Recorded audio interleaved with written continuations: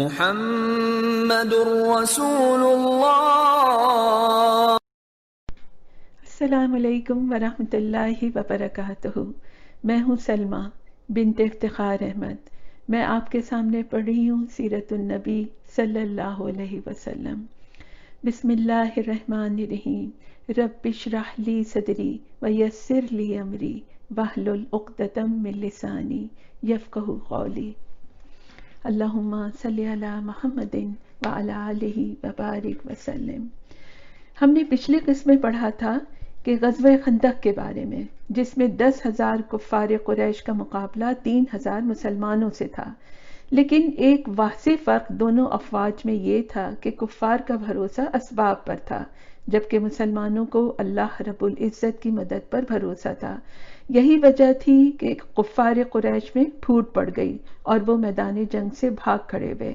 اللہ تعالیٰ کے حکم سے سخت ترین آندھی چلی اور وہ خوف و ہراس کا بھی شکار ہو گئے۔ ہم نے حضرت صفیہ کے بارے میں بھی پڑھا تھا کہ انہوں نے کیسے عورت ہوتے ہوئے انتہائی بہادری سے ایک یہودی کو قتل کیا اور اس یہودی کا سر میدان میں پھینکا۔ اس طرح یہودی سمجھے کہ قلعے میں بھی کچھ فوج موجود ہے اور پھر انہیں اس طرف حملہ کرنے کی ہمت نہ ہوئی۔ قبیلہ بنی قریظہ نے کیونکہ غزوہ خندق میں مسلمانوں کے ساتھ غداری کی تھی، تو آپ رسول اللہ صلی اللہ علیہ وسلم کے حکم پر مسلمان ان سے جنگ کرنے گئے تو وہ قلعہ بند ہو گئے۔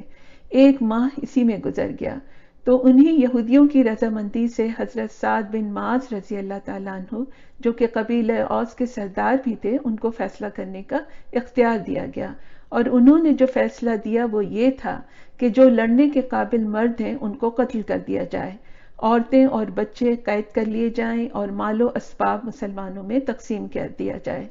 اور ہم نے پڑھا تھا کہ آپ رسول اللہ صلی اللہ علیہ وسلم اور مسلمان مکے کے سفر پہ نکلے تھے۔ ابھی آپ اور مسلمان علاقہ عثمان ہی پہنچے تھے کہ آپ کو خبر ملی کہ قریش تو جنگ کرنے کا ارادہ کر رہے ہیں۔ آپ نے راستہ تبدیل کرتے ہوئے واپس آپ پلٹے اور مکے سے قریبی ایک کنواں ہے جس کو حدیبیہ کہتے ہیں، گاؤں بھی اسی نام سے مشہور ہے۔ آپ وہیں تک پہنچے تھے جہاں پر آپ کی اونٹنی بیٹھ گئی، جو کسی طرح سے نہ اٹھی۔ آپ سمجھ گئے کہ اونٹنی کے یہاں بیٹھ جانے میں کوئی بھید ضرور ہے جس سے میں بے خبر ہوں۔ چنانچہ آپ رسول اللہ صلی اللہ علیہ وسلم اللہ کی طرف سے وحی کا انتظار کرنے لگے۔ آگے بڑھتے۔ ادھر مکے میں کافر بدحواس تھے کہ ان کی بے چینی کی کوئی انتہا نہ تھی۔ چنانچہ قریشی سردار پھر دارالندوہ میں جمع ہوئے، ہر ایک کے چہرے پر فکر و تشویش تھی۔ مسلمان اگر مکے میں گھس آئے تو قریش کی دھاک اکھڑ جائے گی۔ پھر سب سر جوڑ کر بیٹھے اور آپس میں مشورہ کرنے لگے کہ کیا کیا جائے کہ محمد رسول اللہ صلی اللہ علیہ وسلم کو مکے سے آنے سے روکا جا سکے۔ سب نے رائے دینا شروع کی۔ اس میں سے ایک آدمی نے کہا، میری رائے ہے کہ بنی خزا کے کچھ آدمی بھیج دیے جائیں، وہ جا کر پتہ لگائیں کہ محمد چاہتے کیا ہیں اور جس طرح ہو سکے وہ انہیں سمجھانے بجھانے کی کوشش کریں۔ معاملے کا یہ پہلو سامنے آیا تو سب کو یہ رائے بہت پسند آئی اور وفد کے لیے بنی خزا کے کچھ آدمی چن لیے گئے۔ پھر بدیل خزائی ان کا سردار بنا اور یہ لوگ پیارے نبی سے ملنے کے لیے روانہ ہو گئے۔ وفد پہنچا تو آپ بہت تپاک سے ملے۔ پھر بدیل نے آنے کی غرض بتائی تو پیارے رسول صلی اللہ علیہ وسلم نے فرمایا، مسلمان کعبے کی زیارت کے لیے آئے ہیں، ان کے دل میں اس کی عزت اور احترام ہے، اگر قریش ہم سے چھیڑ چھاڑ نہ کریں تو ہم لوگ خاموشی سے طواف و زیارت کر کے لوٹ جائیں گے۔ چنانچہ وفد لوٹ کر مکہ گیا اور قریش کو پیارے نبی کا پیغام سنایا۔ پھر انہیں آپ کی بات مان لینے کا بھی مشورہ دیا گیا، مگر اب خود قریش میں اختلاف اٹھ کھڑا ہوا۔ کچھ لوگوں نے کہا کہ محمد رسول اللہ سے صلح کر لی جائے اور طواف و زیارت کے لیے راستے کھول دیے جائیں، مگر کچھ لوگوں نے پرزور مخالفت کی۔ قریشی سردار نے کہا، کیا تمہیں گوارا ہے کہ دشمن تمہاری سرزمین روند کر چلے جائیں، پھر ہمیشہ کے لیے ماتھے پر بدنامی کا ٹیکا لگ جائے گا؟ پھر کیا کیا جائے؟ سب ایک ساتھ بول اٹھے۔ قریشی سردار نے کہا میری رائے ہے کہ حلیس بن القمہ کو بھیج دیا جائے، وہ قبائلیوں کا سردار ہے اور قبائلیوں کے رعب و ادب کا حال سبھی کو معلوم ہے، اور ہر ایک ان سے دبتا اور ان کے غصے سے لرزتا اور کانپتا ہے۔ اگر اس سے بات بن گئی اور محمد واپس چلے گئے تو ہم کو سکون مل جائے گا، اور اگر محمد نے اس کی بات ٹھکرا دی تو اسے جوش آ جائے گا اور پھر وہ ہمارے ساتھ ہو جائے گا اور ہماری صفوں میں ہو کر لڑے گا۔ چنانچہ حلیس اپنے مخصوص ساتھیوں کے ساتھ مسلمانوں کی طرف چلا۔ پیارے نبی صلی اللہ علیہ وسلم نے دیکھا تو فرمایا دیکھو وہ حلیس آ رہا ہے، اس کی قوم قربانی کی بڑی شوقین ہے، جانوروں کو اس کی طرف ہنکا دو کہ یہ انہیں اپنی آنکھوں سے دیکھ لے اور اسے یقین ہو جائے کہ ہم طواف و زیارت کے لیے آئے ہیں، غارت گری کے لیے نہیں آئے ہیں۔ چنانچہ مسلمان لبیک کہتے ہوئے اس کے استقبال کو بڑھے اور قربانی کے جانوروں کو اس کے سامنے ہنکا دیا۔ اس نے دیکھا کہ اونٹوں کا ایک سیلاب آ رہا ہے، گردنوں میں لوہے کے نال بھی لگے ہیں اور نال کو زیادہ دن گزر جانے سے گردن کے اون بھی جھڑ گئے ہیں۔ ظلم و ناانصافی کا یہ دردناک منظر اس سے نہ دیکھا گیا اور وہ بے اختیار اس کی آنکھوں میں آنسو آ گئے۔ غم و غصے کا یہ عالم تھا کہ وہ پیارے نبی سے ملا بھی نہیں بلکہ سیدھے لوٹ کر وہ مکہ گیا اور قریش سے کہا اللہ کی قسم ہم نے تم سے اس بات پر معاہدہ نہیں کیا ہے کہ اللہ کے گھر سے اس کو روک رہے ہو جو اس کی تعظیم کے لیے آیا ہے۔ عرب کے سارے قبیلے تو کعبے کا حج کریں اور عبد المطلب کا بیٹا اس سے محروم رہے، خاندانی بڑائی میں بھی تو وہ کسی سے کم نہیں۔ اگر تم نے محمد کو کعبے سے روکا تو جان لو سارے قبائلیوں کو لے کر میں الگ ہو جاؤں گا اور پھر محمد کی طرف سے تم سے جنگ کروں گا۔ قریشی سردار کی تدبیر ناکام ہو کر رہ گئی۔ اس نے سوچا کچھ اور ہو گیا لیکن وہ پھر ایک چال چلا۔ وہ حلیس کو مناتے ہوئے بولا یہ ہم لوگوں کا معاملہ ہے، اسے ہم پر ہی چھوڑ دو، ہم لوگ کوئی ایسی بات طے کر لیں گے جس میں سب کا بھلا ہوگا۔ اس پر حلیس تیار ہو گیا اور اس نے وعدہ کر لیا کہ ان کے اس معاملے میں کوئی دخل نہ دے گا۔ اس طرح قریش کو قبائلیوں کی طرف سے اطمینان ہو گیا اور اب انہوں نے 50 بہادروں کو بھیجا کہ رات میں مسلمانوں پر حملہ کر دیں۔ چنانچہ وہ لوگ رات کے اندھیرے میں حدیبیہ چلے مگر مسلمانوں کے خیموں تک پہنچے بھی نہ تھے کہ ہر طرف سے گھر گئے، اور اب وہ گرفتار ہو کر پیارے نبی صلی اللہ علیہ وسلم کے پاس جا رہے تھے۔ پیارے نبی خیمے سے باہر تشریف لائے، دیکھا تو وہ خوف سے تھر تھر کانپ رہے تھے۔ فرمایا اب تمہارے معاملے میں کیا چیز روک بن سکتی ہے جبکہ تم نے ہی شرارت میں پہل بھی کی ہے؟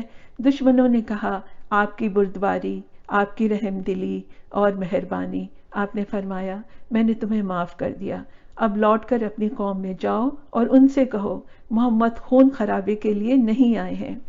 چنانچہ وہ لوٹ کر اپنی قوم میں گئے، لیکن پیارے نبی نے انہیں جو اطمینان دلایا تھا اس پر انہیں ذرا بھی اطمینان نہ تھا۔ اس کے برعکس انہیں یقین تھا کہ اب پوری قوم کی شامت آئے گی، کیونکہ ان کی سمجھ بھی میں نہیں آ رہا تھا کہ اتنا بڑا جرم بھی معاف ہو سکتا ہے۔ اس کے بعد آپ نے حضرت عثمان رضی اللہ تعالیٰ عنہ کو بھیجا کہ قریشی سرداروں سے ملیں اور ان سے کوئی بات طے کریں۔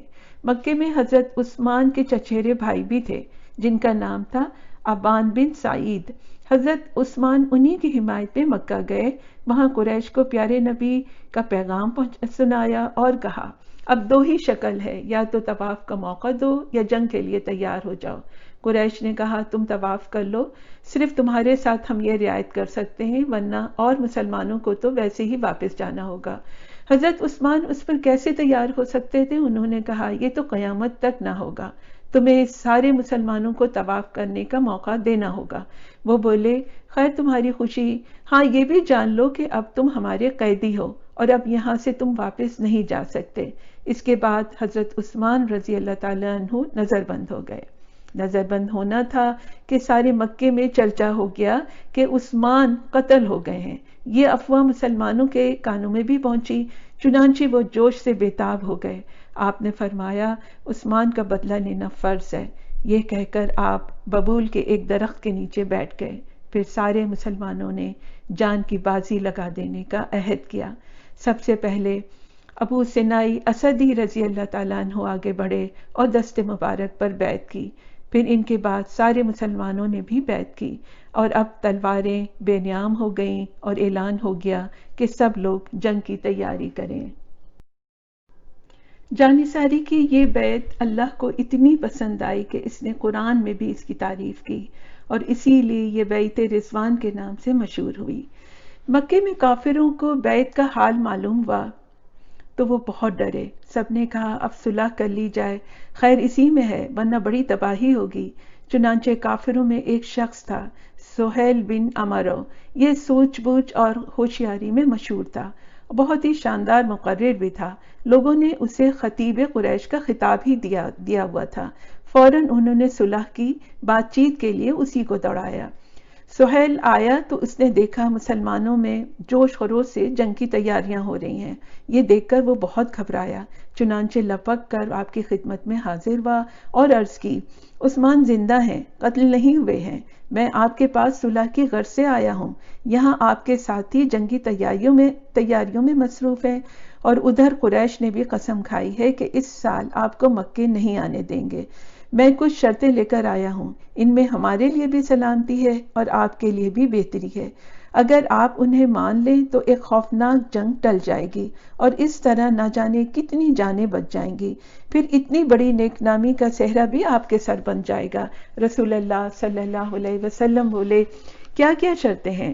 سہیل نے کہا اس سال آپ طواف کیے بغیر لوٹ جائیں، پھر اگلے سال آئیں اور صرف 3 دن رہ کر چلے جائیں، اس کے علاوہ تلوار کے سوا کوئی ہتھیار ساتھ نہ ہو اور تلواریں بھی نیام میں ہوں۔ رسول اللہ بولے اور سہیل نے کہا قریش کا کوئی شخص مسلمان ہو کر مدینے جائے تو اسے واپس کر دیا جائے گا اور اگر کوئی مسلمان مدینہ چھوڑ کر مکے آ جائے گا تو ہم اسے واپس نہیں کریں گے۔ یہ سن کر آپ نے آنکھیں بند کر لی اور کچھ دیر بالکل خاموش رہے کہ وحی کے وقت آپ کی یہی حالت ہوتی تھی۔ ادھر مسلمان اس ظالمانہ شرط پر غصے سے کھول رہے تھے لیکن وہ ضبط کیے رہے۔ پھر آپ صلی اللہ علیہ وسلم نے آنکھیں کھولیں اور فرمایا اور سہیل بولا 10 سال تک صلح رہے گی اور ہر ایک کو امن حاصل ہوگا اور کوئی کسی سے چھیڑ چھاڑ نہیں کرے گا۔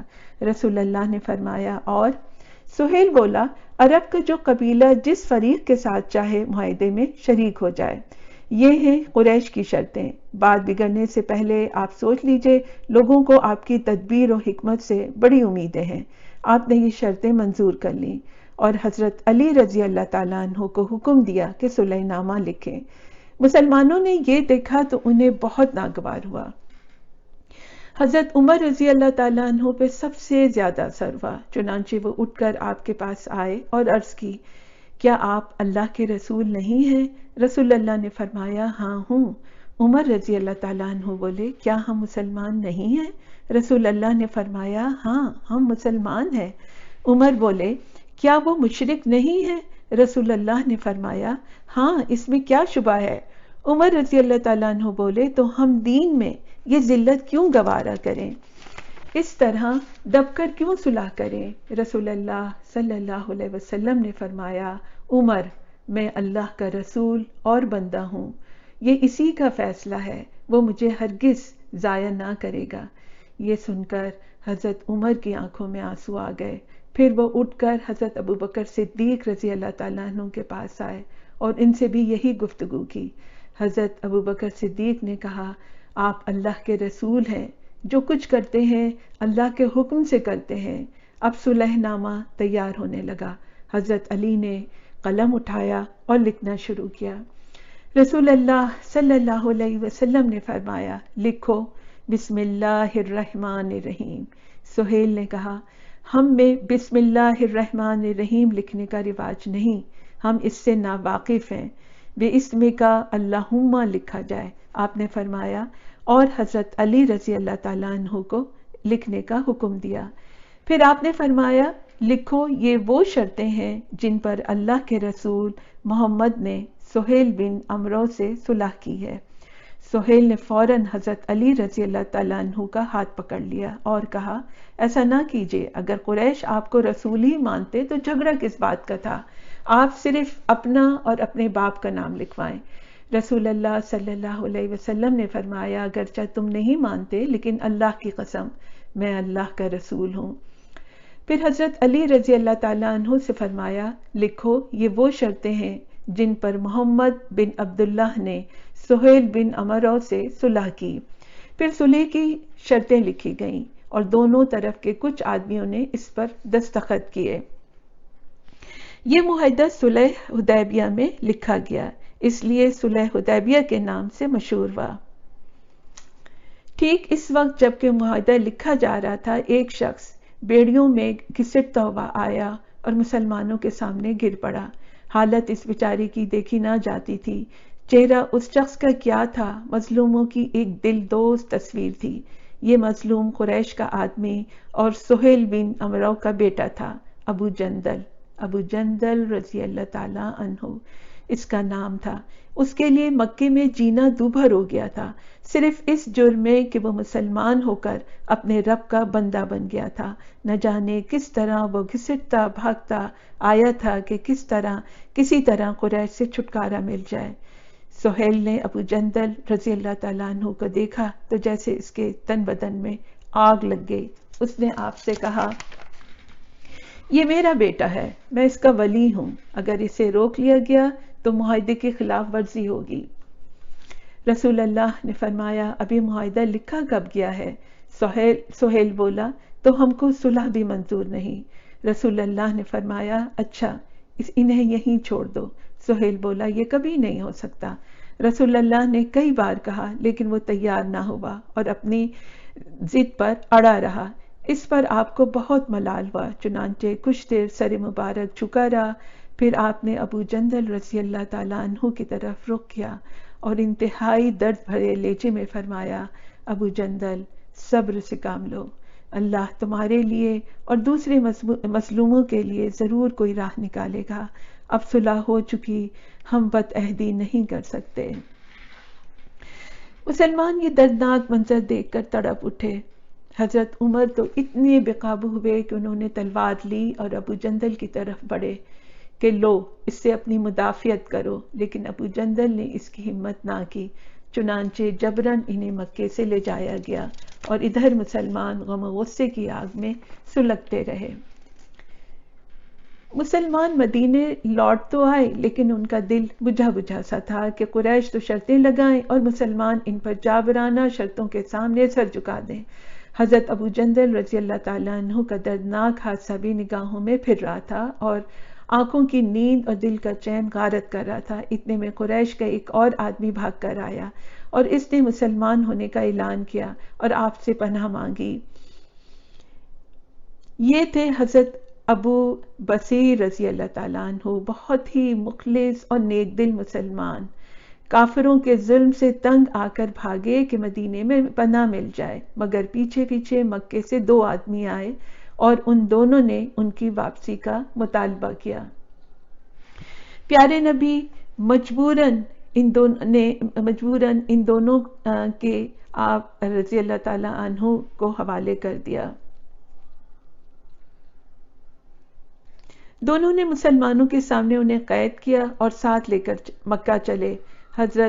مسلمان حسرت و افسوس سے انہیں تکتے رہے اور ان کی مظلومی اور اپنی بے بسی پر آنسو بہاتے رہے۔ آج یہیں تک، اس سے آگے انشاءاللہ تعالی ہم اگلی قسط میں پڑھیں گے۔